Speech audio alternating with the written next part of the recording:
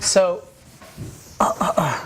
some of the things I can talk about is just kind of general ideas that we have for how one might define branches, like you're trying to find kind of necessary and sufficient conditions. And so what I was going to start with was going to go back to this example real quick to refresh everybody, but then I was going to talk briefly about hydrodynamics and why you would expect branches there in a very, very general kind of ubiquitous physical phenomenon. And then depending on whether people are interested, we can stick mostly with that, or we can talk about this one kind of more precise definition that we've been exploring. So one of the things that as I spoke about last time, was that these macroscopic superpositions are being created and rapidly decohering kind of all the time in real life. So this was the example that I think is a kind of good one to have in your head is again this double pendulum just being decohered by the light. So very often in the literature on decoherence, what you end up seeing is a lot of just this, where you have some states of the system and then some state of the environment, which is evolving to an entangled state.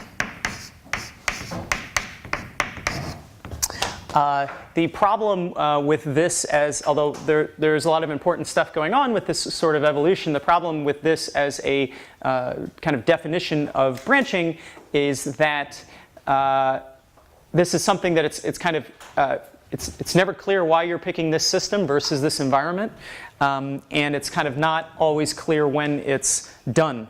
If at any given point, if you were looking at the density matrix of S in this preferred basis that it's decohering in, you're going to have these off-diagonal terms that are maybe decaying.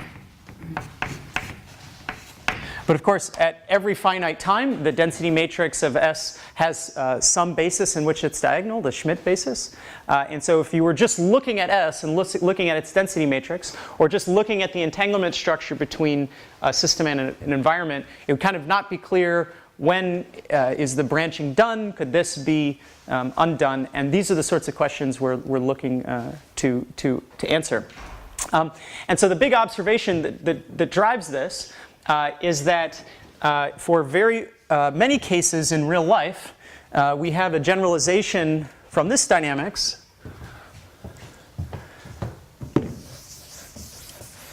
to something that has many parts. So this will be environment 1 and environment 2 and so on.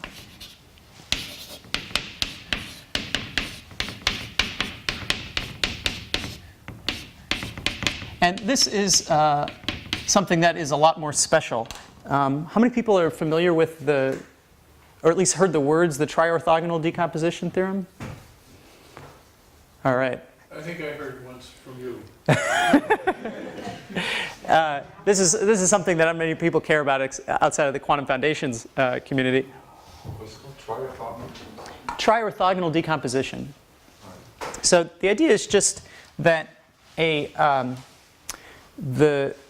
just to kind of pile on the problems with thinking too much in terms of the Schmidt decomposition, when you only had one environment, and you think, oh, well, the different classical outcomes are the things that are corresponding to these states of the system. If you were kind of going to state that abstractly, this would be the Schmidt basis, right? Everyone familiar with the Schmidt basis? Mostly, okay. So beyond these kind of time dependence issues, you also just have the issue that if you have a balanced Schmidt decomposition, so that if these are normalized states, if it just takes the form of AI, BI, where these are orthonormal, right? So this can in general be transformed into some other basis. A tilde I, B tilde, sorry, let's say J, where A tilde J is just some unitary transformation, some sort of change of basis.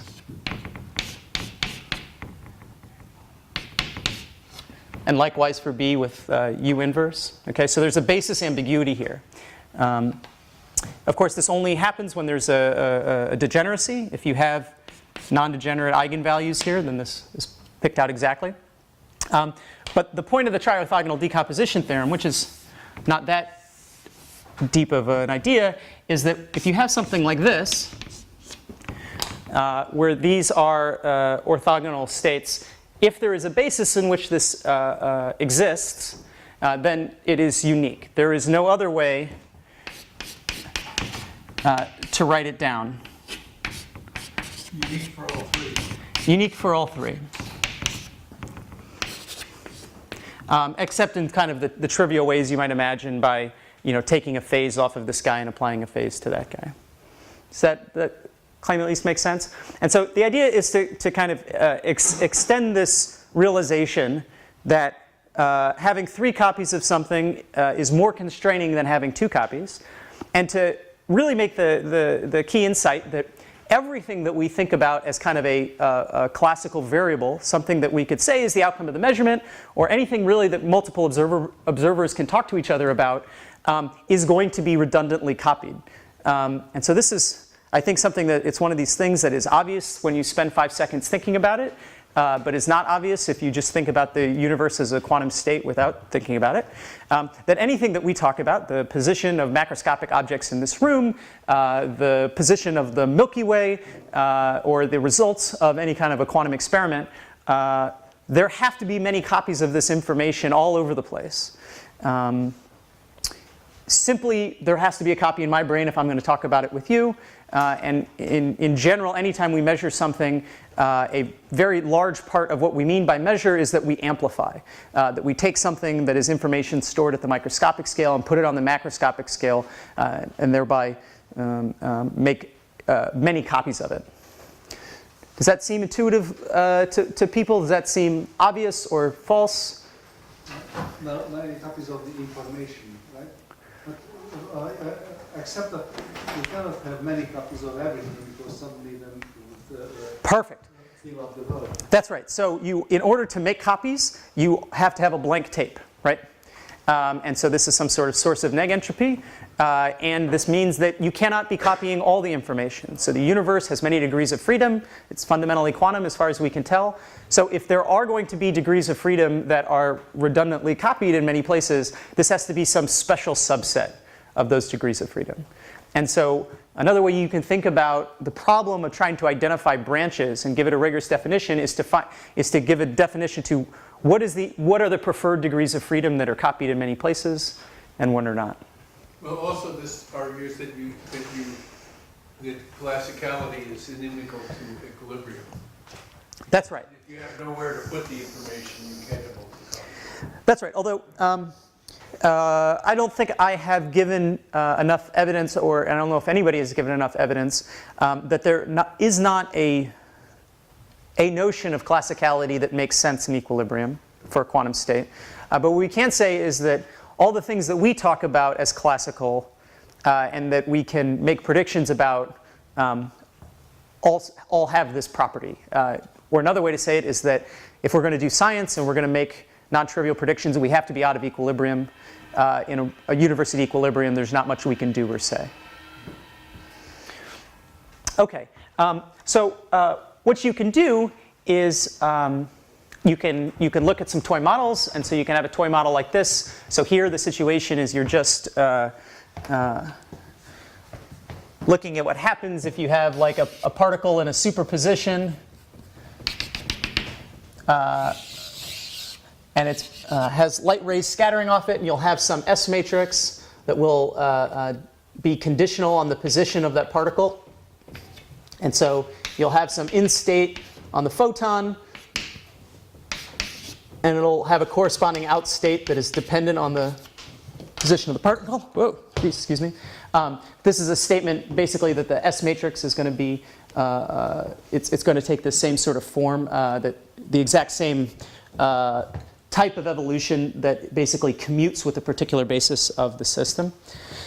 So this happens in this special case, and so again, I'm going to compare it to this special case of photons. I'm going to get you to just think about all the information that you know and consider classical and say, yeah. Yes, sorry, I was wondering, why can you start with the environment as a birth space? Yeah, so this is, the answer is people just do it. In some sense, Cosmology. as does cosmology. In some sense, The answer is cosmology. oh, the answer is cosmology. I basically, yeah, agree. It is, in order to talk about the quantum mechanics of a system, to apply it in the laboratory, we in some sense always have to assume it is sufficiently decorrelated with the things we're going to come in and probe it with. There could always be correlations that sort of mess you up. The fact that our application of quantum mechanics works kind of no matter where we draw our lines is based on that assumption. And I think it is just an assumption, and it is of a similar nature as you know, when we apply thermodynamics, we assume that the past was a low entropy state and this sort of thing. Okay. So these are two examples, and then one more that I wanted to talk about was just the case of a fluid. How many people here have a rough idea of just this of the what it even means to say you have a hydrodynamic equations of motion? Okay, good. So you guys probably know better than I do.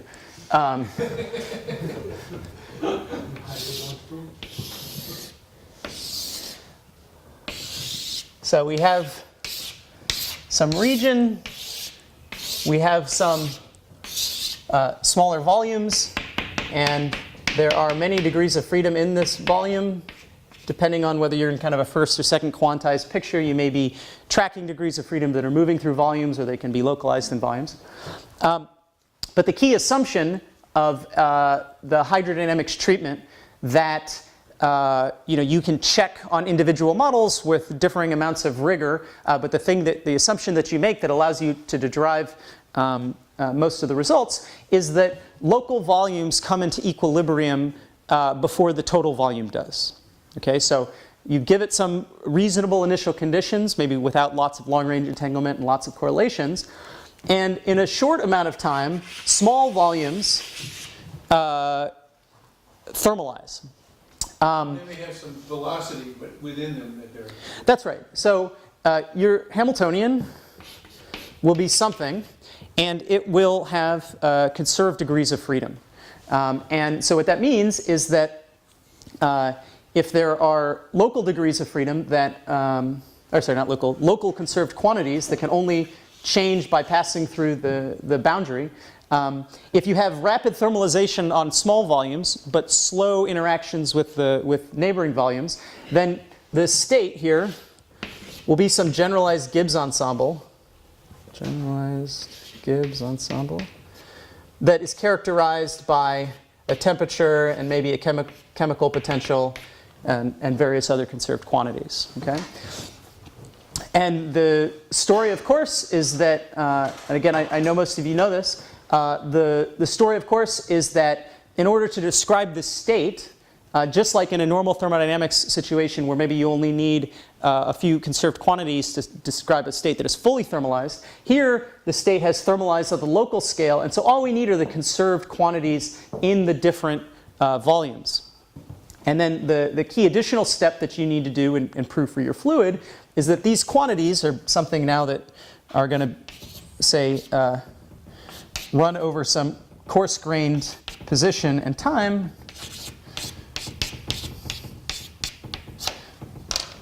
That these are closed under the equations of motion. That if you know these at a given time step, you can evolve it forward. Okay, so what does this have to do with this idea of redundant records? The thing to notice is that already, right, we have this intuitive idea that these should be kind of classical variables. The idea is that if there is a length scale over which we get thermalization, so call that L thermalization, and that will be as a function of time. Okay, and there's some shorter length scale little d, over which you have your interactions, right? So the Hamiltonian is local. It's this separation in scales between D and L is already going to give us redundant records, right? The idea is that